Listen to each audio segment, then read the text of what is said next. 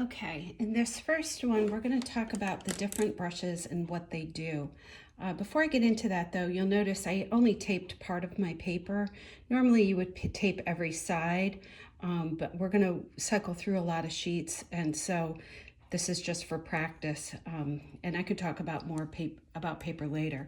So here is a collection of the brushes that I use the most, and with watercolor brushes too, the longer the brush, the more water it'll hold, so it can last longer as you paint and you don't have to refresh as much. But with that, you also have to develop more control because of the longer brushes. You have more room, you can see here, for different shapes versus a shorter brush, which, you know, is going to be more consistent. So with everything, there's trade-offs. And as you grow and learn, you'll find which brushes work for you. But typically, I always have a large brush for washes, and then an also square brush, but on an angle. This one I'll show you is really great for getting into tight places. And then a classic round brush, which can give you some really organic, fun shapes. This is a number 8. And then they call these a rigger or a detail brush. And again, if you're newer to watercolor and you're concerned about holding consistent line width, you might sacrifice this length here for something shorter. But I really love these because they can hold a lot of pigment as you go. So let's start off with our biggest brush here. And I'm just have a nice dark blue I'm working with. And what's great about the brush like this is you can just evenly fill in color, just going side to side, right? And you can kind of get in there and make some nice edges.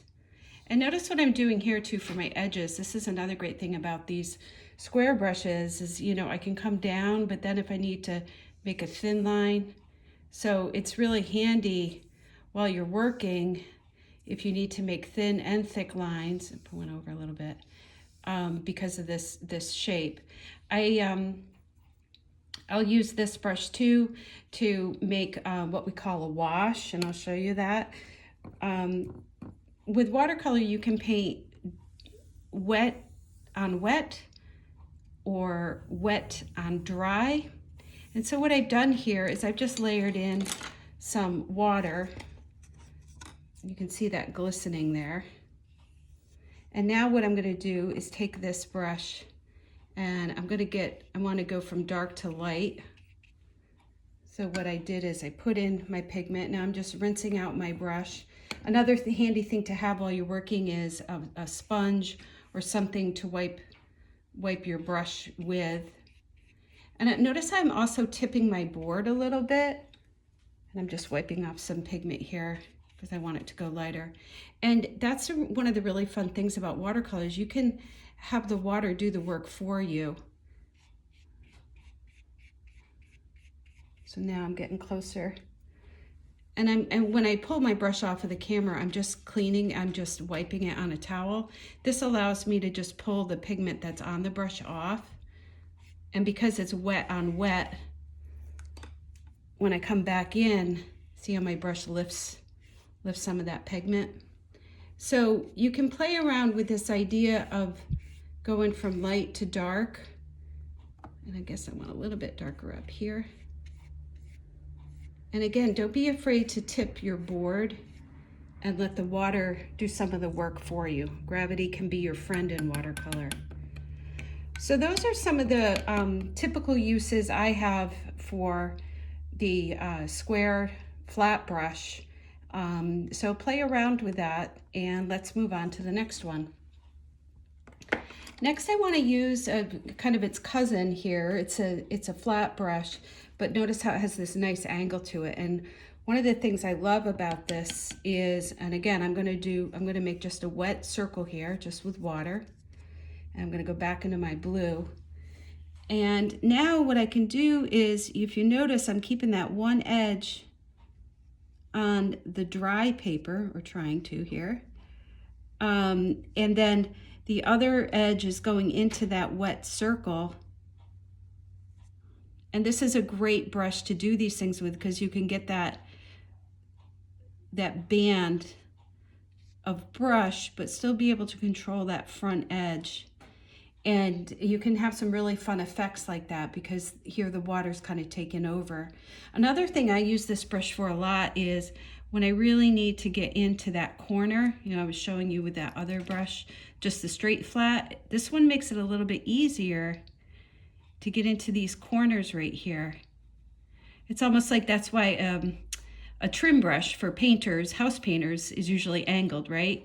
Because so you can get in there really nice and tight on those corners. And it's easier to do that with the angled brush than it is just the straight flat brush, which I just showed you. So those are two of the things I usually will use this brush for. Now next I want to talk about the round brush. This is kind of a workhorse, and again, it depends on your style of painting, but the really great thing about this brush is you can make some really nice organic forms.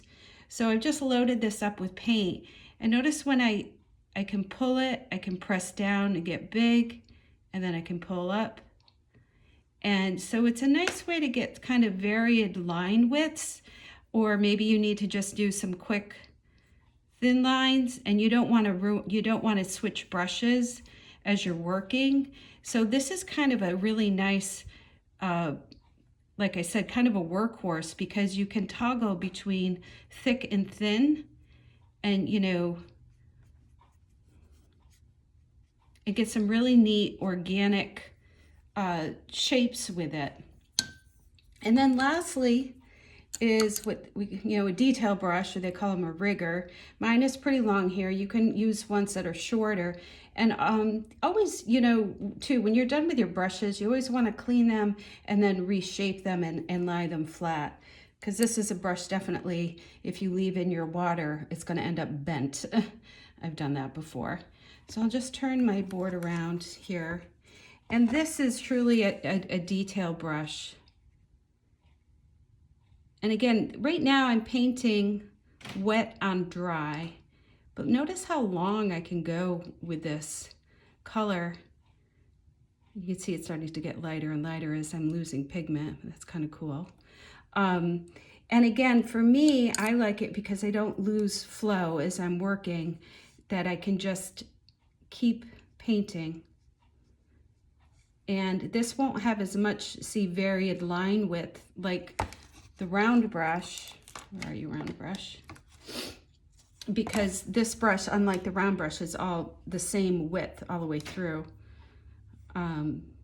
So it's really great for getting in there and doing some detail work.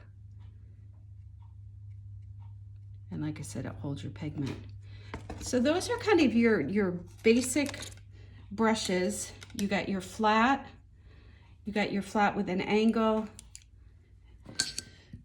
You've got a round brush, and then you have your detail brush. And with these 4 brushes, you can really accomplish a lot of what you want to do. I'm going to show you one other brush, and that is a fan brush. And I like to use this brush for fun things like splattering. It's a great brush, and you can splatter all different ways. I'm just doing this with my finger. Some people like to hold the brush and splatter like this. And another neat thing you can do with this brush, I'm just painting over the top here, and I actually learned this in a Bob Ross class when I was a kid, is you come down straight and then you come in side to side, and you've just created a pine tree. So thank you, Bob Ross, for that. And so again, this is a nice brush to create those kind of interesting uneven shapes.